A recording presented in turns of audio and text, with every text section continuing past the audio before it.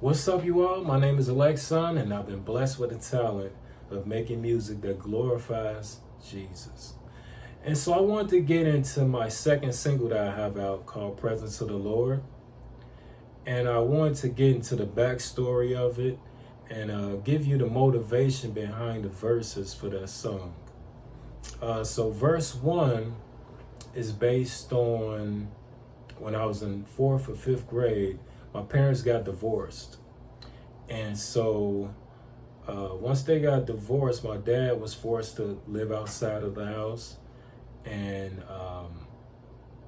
it wasn't easy for him. And he would come over at odd times of the day, sometimes late at night. And he would beat on the door and actually ring the doorbell because he wanted to see my brother and I. He wanted to see us, and he would do this for probably like 30 minutes. When he would come over, it'd be like 30 minutes of beating on the door, constantly ringing the doorbell, and it wasn't. It was kind of like a fearful thing because he was so adamant about seeing us, but at the same time, it was a fearful situation for us. And, we almost didn't know what happened if he got through the door, with all this energy that's built up. And my mom would call the police, and, sometimes they would come and they would tell me you need to leave. And I think she ended up getting like restraining orders and certain things. He can only be a certain distance. So what stemmed from that was when I ended up being like in high school, I would say it was probably my junior year maybe, or maybe my senior year. But anyway, I would be at home alone. I'll be asleep, and I started hearing like the doorbell ringing. And so I would wake up out of my sleep, and I would go to the door, nobody's there. It was like, oh, this is creepy, and so it kept happening. Actually, it was something that was happening on the constant basis. I would just hear the doorbell ring and go there, and nobody's there, and so it was all in my mind. I think it was some type of damage that happened from when my dad would ring the doorbell and come over and knock on the door.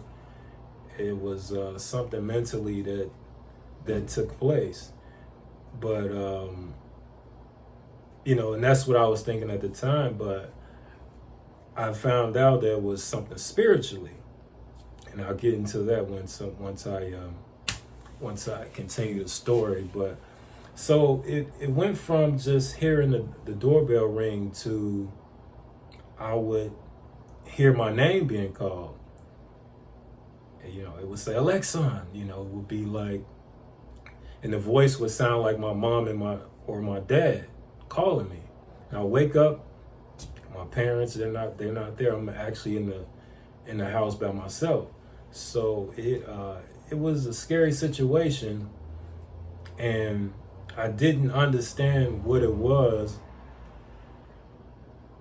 until I was forced to dig deeper, and by digging deeper I mean like I was put into a corner where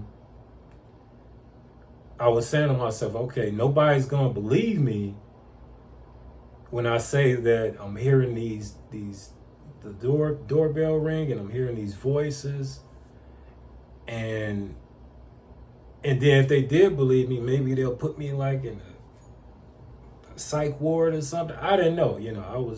I'm still in high school. I'm still really a kid. When you think about it, I wasn't even didn't hit 21 yet. So yeah, mentally I was just coming up with all these different things. And so the only place I could go with my problems was to go to God with it. And I wasn't like in church at the time. I wasn't, I was a believer in God based on, sometimes going to church and hearing other people talk about God. So I did believe there was a God, but as far as like having a relationship with him, I didn't understand, those things and how they worked. So something told me, just call on God. God help me, Jesus help me. And once I did that, because I was forced against the wall where I couldn't go to anybody. And once I did this, I kid you not, ever since I did that, I wasn't getting any more like doorbell rings, no more voices. I stopped hearing the voices and everything. And it was huge for me, to get that relief. And the fact that I didn't have to go to other people about it. I just went to God, and he stopped the voices, which now I know they were familiar spirits. Now that I've been educated about the Bible and spirits, they were familiar spirits. And see, familiar spirits can actually come into your life through tragedy or through emotional events, like a divorce on a kid, and the fact that my dad was beating on the door and ringing a doorbell, and that fear can allow spirits to come into your life, these evil spirits, familiar spirits. And they were coming to my life, and they were trying to just destroy my life, and which is what they do. They seek to destroy your life. And so so the first verse, that's exactly what I got into. I got into talking about that divorce and the familiar spirits, and the fact that when I called on Jesus, they stopped. The voices stopped, the doorbell ringing stopped. And so, I thank God for that. The second verse here, let me get into a verse in the Bible that talks about the power of Jesus and how he can actually,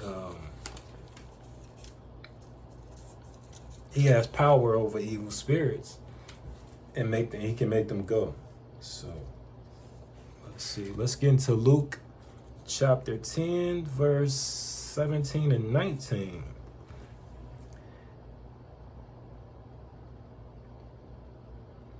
And the 70 returned again with joy and saying, Lord, even the devils are subject unto us through your name. And he said unto them, I beheld Satan as lightning fall from heaven. Verse 19, behold, I give unto you power to tread on serpents and scorpions, and over all power of the enemy, and nothing shall by any means hurt you. So Jesus, he's actually given believers the power over evil spirits through him, through his name. So when I called on him, God help me, Jesus help me, this is what happened. Like the spirits had to leave. Let me get into a second verse, Matthew chapter 8, 8:28. Chapter 8, 28 through 32.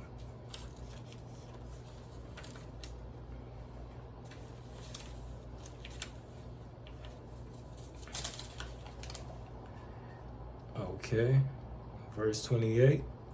And when he was come to the other side into the country of the Gergesenes, there met him two possessed with devils, coming out of the tombs exceeding fierce, so that no man might pass by that way. And behold, they cried out, saying, What have we to do with thee, Jesus, thou Son of God? Art thou come hither to torment us before the time? And there was a good way off from them a herd of many swine feeding. So the devils besought him, saying, If thou cast us out, suffer us to go away into the herd of swine. And he said unto them, Go. And when they were come out, they went into the herd of the swine, and behold, the whole herd of the swine ran violently down a steep place into the sea, and perished in the waters. So here, it was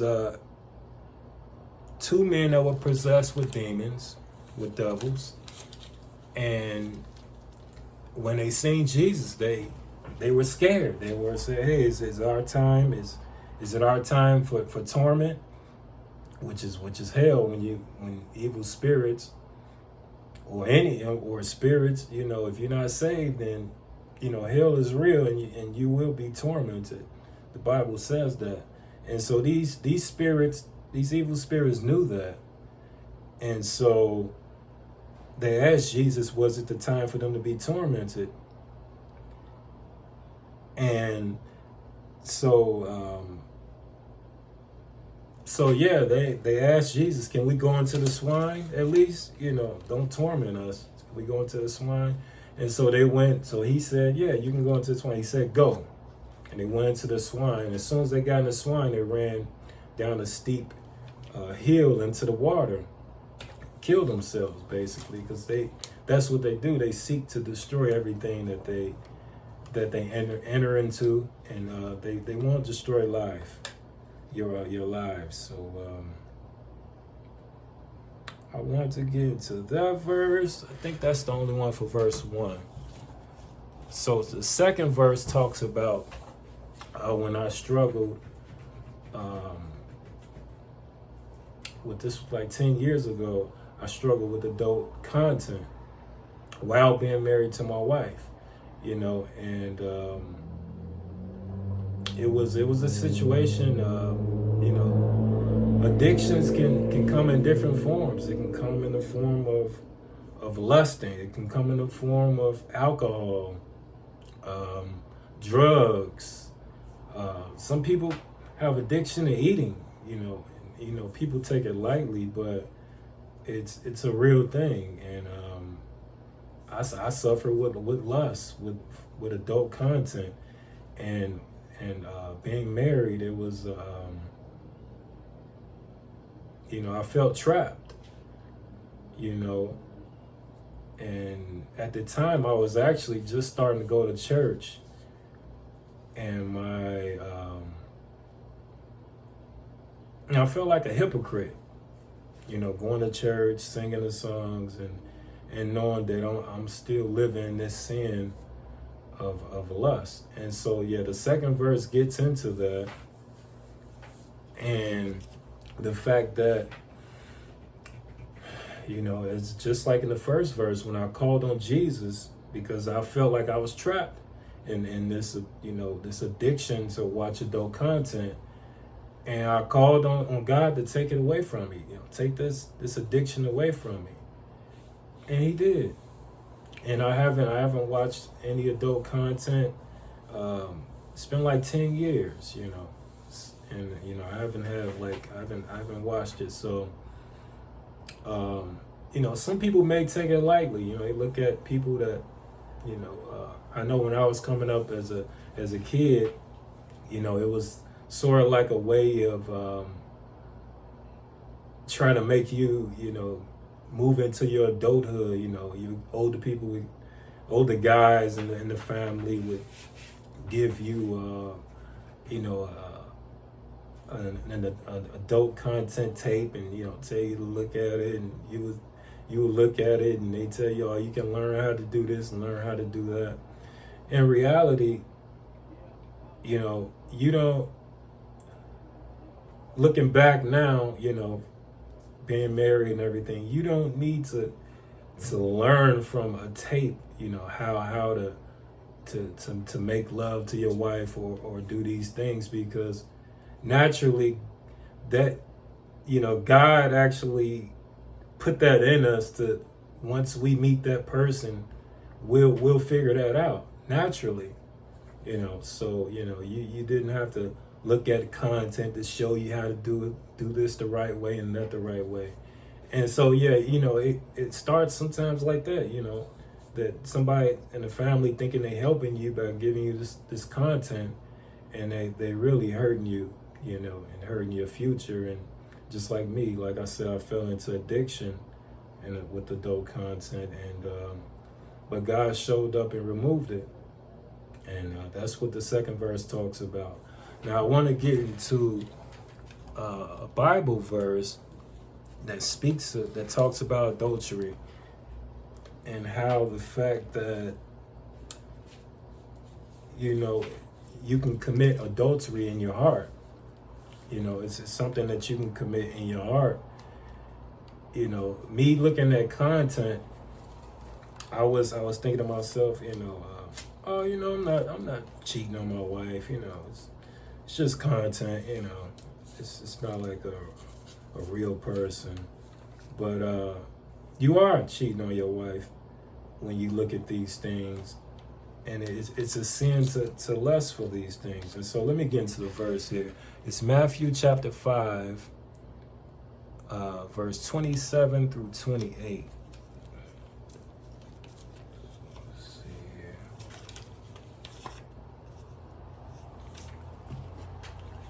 27 through 28.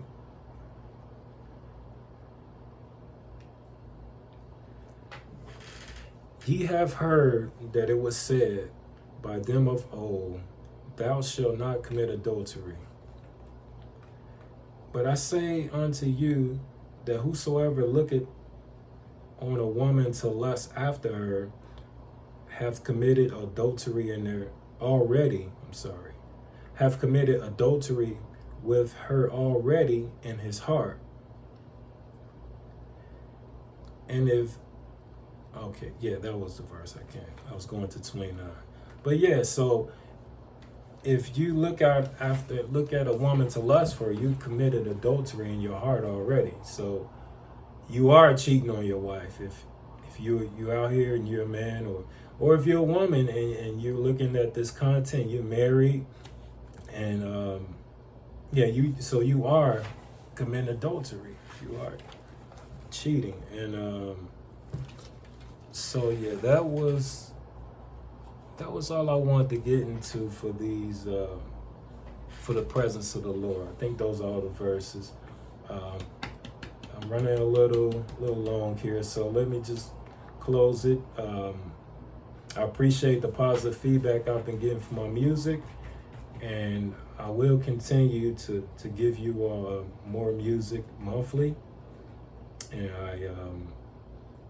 I guess I will see you all in the next one. I appreciate everything. God bless. Take care.